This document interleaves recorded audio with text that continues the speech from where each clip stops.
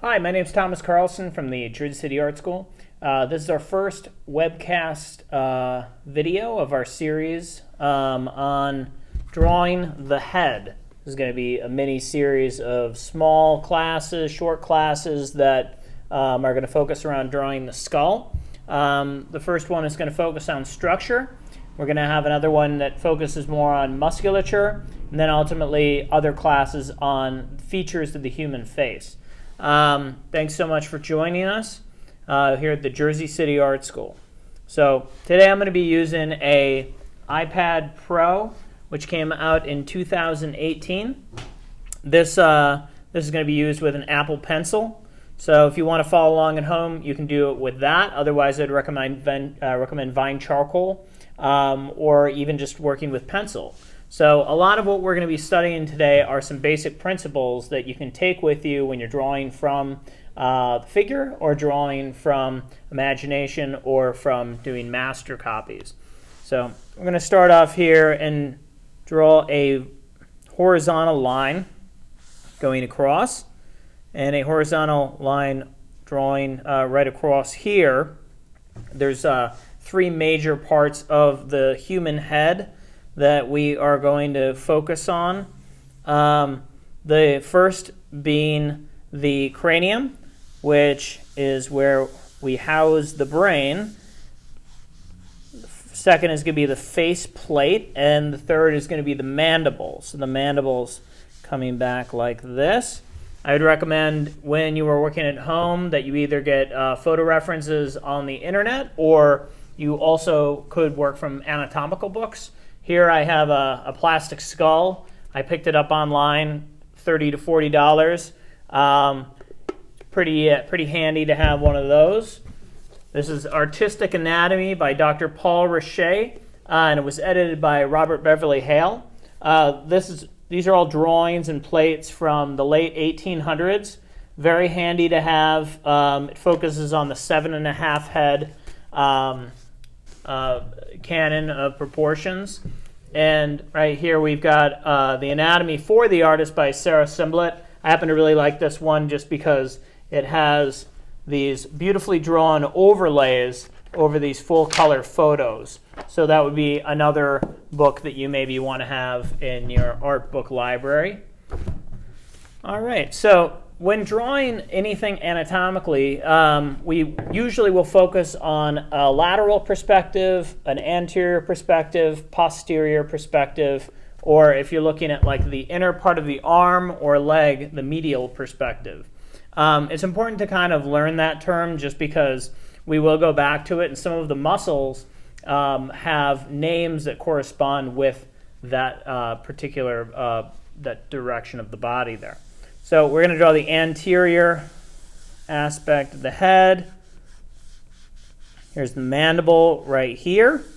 And while looking at this, we're also going to try to use our smudging tool instead of our eraser in this class, just so we have some thought that we're putting into the actual cross-contour lines that help design the form of the skull.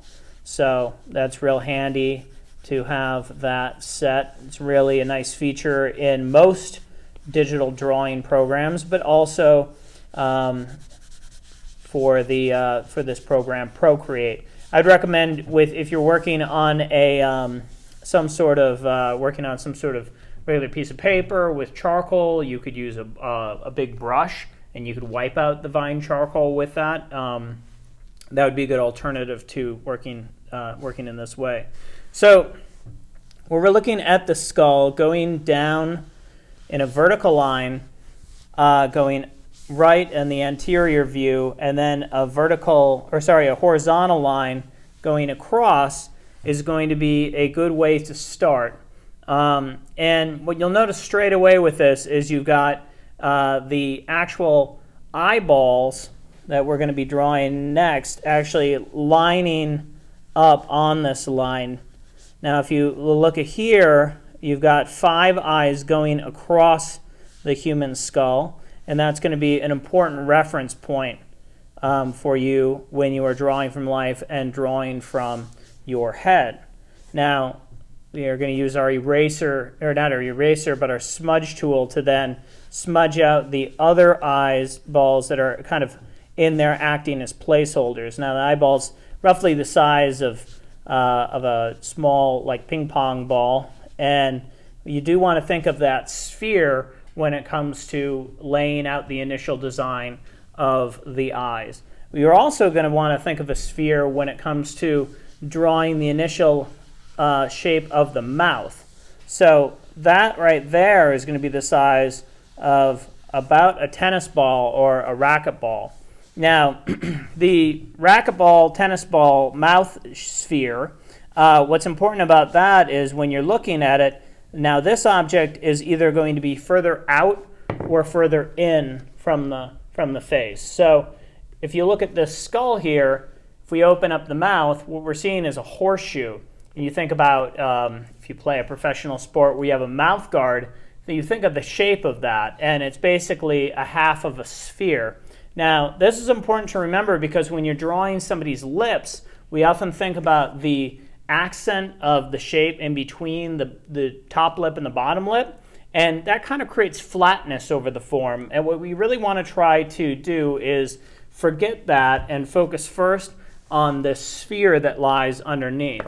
So the top part of the sphere is going to encompass the bottom half of the faceplate down to here, and then the bottom part of the sphere is going to encompass the top part of the mandible right here. So I'm going to go in there and just draw that in there. Wherever you decide to put that sphere is going to be where you are going to and how you're going to determine what's called the facial angle. So that's another thing you really do want to look for when you're drawing a model, is to acknowledge how far out does that sphere of the mouth come forward into and past sometimes their facial plate. So we're going to take a look at our visual aid here, hold that kind of right in front of us, and use that as a reference point for the drawing of the side of the profile here of the face. So I'm going in here, drawing in the nose and the bony part of the nose, which does not involve the cartilage, doing a little bit of shading, and then coming in here and drawing our teeth that are kind of coming across and down the top part of the sphere, and then drawing our teeth underneath here for the mandible. So again, when you're drawing teeth, you do kind of want to take a moment and count the teeth and not just sort of rush through it. I mean, as the artist, your job is to explain to the viewer what exactly is going on. So if you're not being analytical, then they don't have the opportunity to be analytical. So it's going to be your responsibility to make that choice as to how descriptive that you sort of want to be. In the context of learning something new like the anatomy of a skull, I would suggest try to be as analytical as you possibly can. So here we go. We're going to go in here and do some of the shading, get rid of some of these extra elements here. And as we're doing the shading, what we're going to want to think about is that the shape of the skull is designed in a way to pull water from the center of the head. So it is very good to kind of focus in terms of lines coming down from the center and moving their way off the face, no matter what feature that water may be dropping onto. So the side of the face is very important because right here we've got the side of the actual opening of the eye socket. We're going to kind of draw around this and sort of ignore the eye that we drew in before and just draw in this eye socket first, some of the shape, and you're going to get basically a 45-degree angle right here that's going to come down and help create this aspect here that defines the side, the plane of the face called the zygomatic arch. The zygomatic arch is roughly kind of the shape of Texas. So if we go to a different layer here and we look at what else we can draw with, we sort of see this shape of Texas in here. Now that's very important because you can always go back to that shape when it comes to drawing from the model, recognizing that shape is there and finding it again, despite whatever the direction the face or the model may be facing. So definitely go in there and develop that. And underneath the zygomatic arch, we have the rest of the facial plate, and then portions of the mandible, which is coming down and creating the rest of the jawbone. Now, other lines that you could put into this that would be helpful are lines that would help define the form, whatever that form might be, and how that certain aspects like the zygomatic arch sort of work their way down and then connect to larger parts of the faceplate. You're going to have aspects of the brow that are going to stick out a little bit and create emphasis to elements and shape in the forehead. You may take a close look at the actual shape of the skull, really making sure that you get all that. And then lastly, really taking a look at the back of the head and acknowledging that this head is actually one head high, but it is one head deep. So you want to make sure that the lateral aspects of that head, looking at it from that profile, is one where you are fully appreciating the depth of the skull. This right here, this bump back here, is called the mastoid process. The mastoid process is a process that we're going to talk about in a later class when we talk about muscles, that the sternocleidomastoid muscle attaches to.